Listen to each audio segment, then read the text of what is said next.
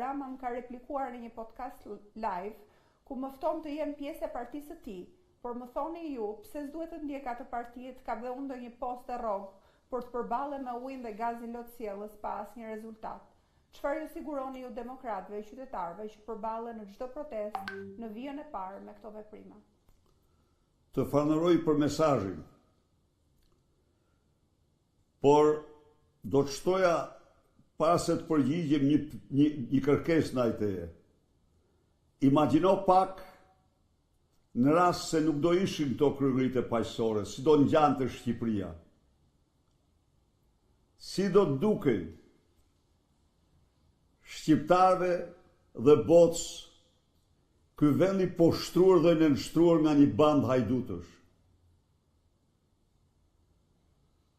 Unë të falenderoj shumë ty për pjesëmarrjen në protestë, por të ftoj të qëndroj të pamposhtur. Është e vërtet që ke ngrënë plumë gome, të tjerë kanë në këmbë, të tjerë kanë marrë në kokë. Është e vërtet ke marrë topa uja apo të gjithë gazet gjitha tjera, por të gjitha ato i ke marrë duke mbrojtur një çështje drejt të vendit tënd.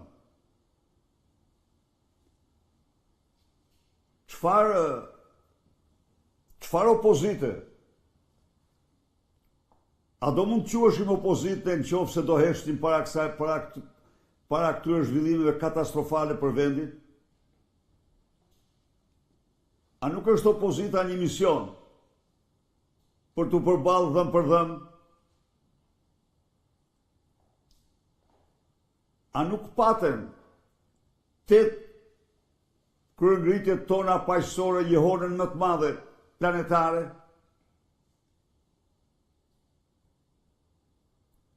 Ndaj dhe unë mendoj se duhet të shohim në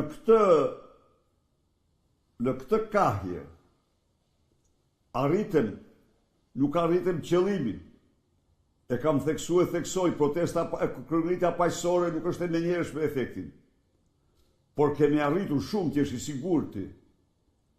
Kemi mbrojtur nderin dhe dignitetin e shoqërisë shqiptare para mbar botës, që nuk pajtohet me vjedhjet nga qeveritarë, nuk pajtohet me narkoshtetin.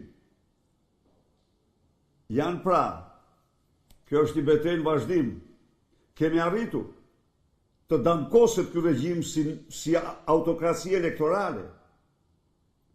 Kemi arritur me qendresën tonë që në raport e fundit Parlamenti Evropian të shkruhet e zezë mbi të bardhë se në zgjedhjet në Shqipëri u shua linja midis institucioneve shtetërore dhe strukturave partijake. Pra, unë nuk mendoj se duhet të shohim gjërat bardhëzi. Edhe nuk duhet të refuzojmë propagandën zjarr fikse të qeverisë. Mund të organizohet më mirë protesta, por protestat kanë patur efekt të jashtëzakonshëm.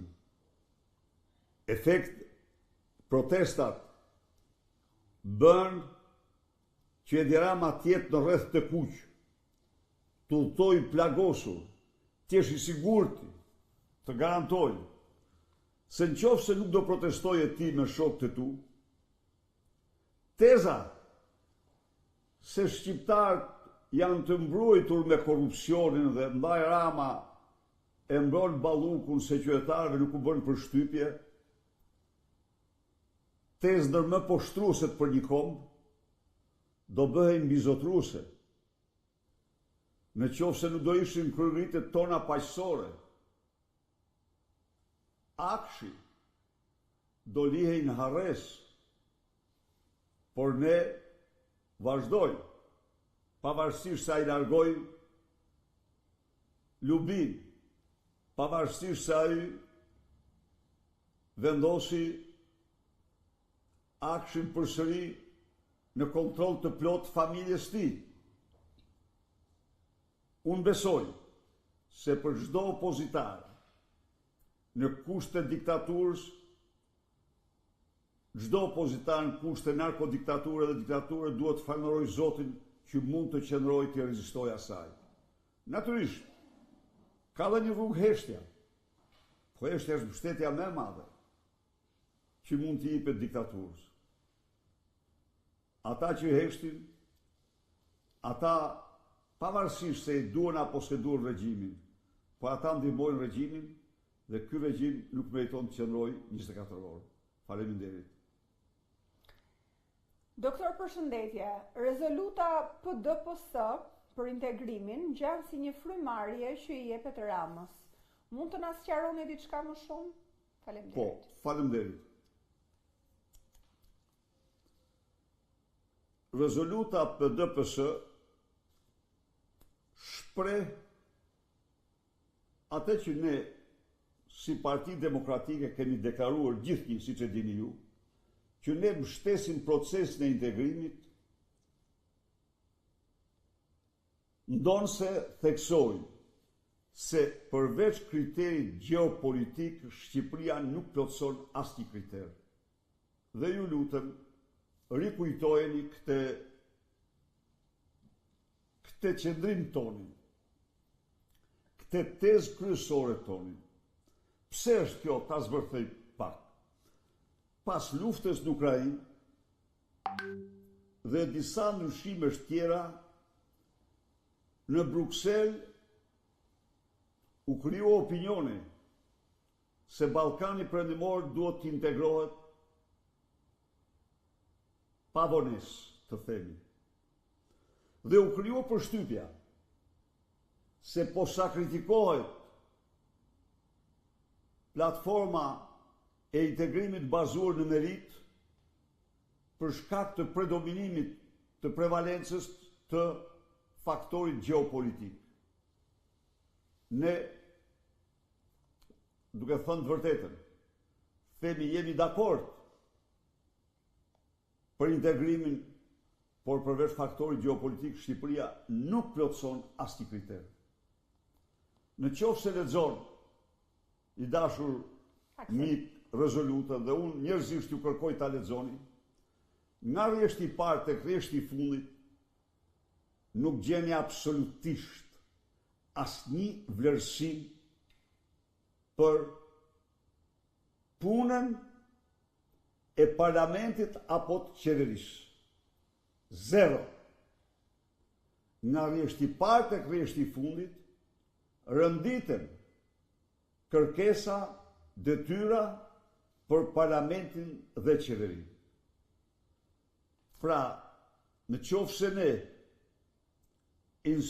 insistojmë që për të ecur drejt integrimit duhet të ketë një performancë, duhet të jetë një proces i bazuar në merit dhe në performancë, unë besoj se kështu ne mbrojmë interesat e qytetarëve. Nga ana tjetër, nuk guxuar kundërshtarët tanë të mbrojnë qoftë dhe një arritje të vetme të tyre. Lexojeni, por unë do t'u them ju, në qoftë se nesër do pyeteshin se pas 5 muaj Shqipëria do integrohet në Bashkimin Evropian kështu siç është, ne nuk votojmë kundër integrimit në Bashkimin, sepse kjo nuk është çështje e luftës ndërpartijake, kjo është çështje e shoqërisë shqiptare, kombit shqiptar, duke insistuar se integrimi duhet të jetë një proces i bazuar në merit dhe mundësisht lexoni dhe paragrafin e fundit të rezolutës e cila përfundon se ky proces duhet të jetë i bazuar në merit. Kjo është e vërteta e saj. Edhe Xhezmi Dika paka shumë të njëjtën pyetje bëri, ndërkohë Fatmir Selmanaj në vijim të kësaj përgjigje thot e kam të qartë se rezoluta është në favor të shqiptarëve, pasi Partia Demokratike është partia e integrimit dhe antarësimit